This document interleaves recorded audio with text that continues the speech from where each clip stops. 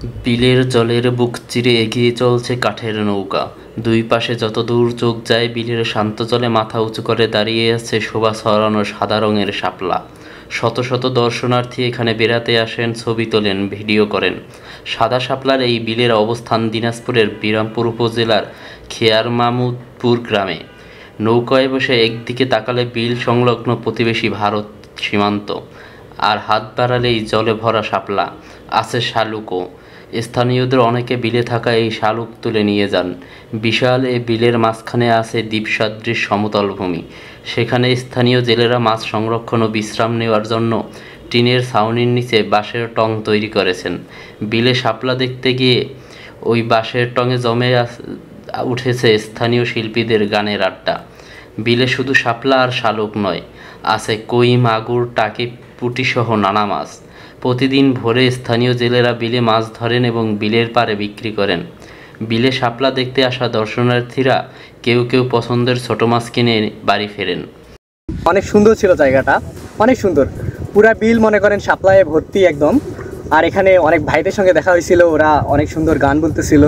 তো যাই হোক, মোটামুটি অনেক সুন্দর লাগছে। চাইলে আপনারা এসে এখান থেকে ঘুরে যেতে পারেন।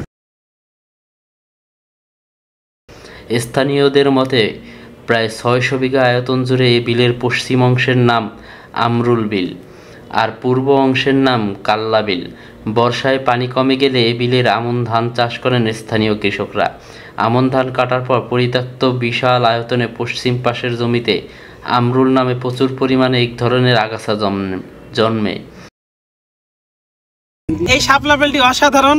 এই শাপলা বিল শুধুই না, এখানে রয়েছে সীমান্ত, যেটা 1/2 কিলোমিটার এরকম সামনে সীমান্ত। এখানে রয়েছে একটি ভাইরাল ভাঙ্গা দিঘি, যেটা এই শাপলা বিলের আগে থেকে ফেমাস।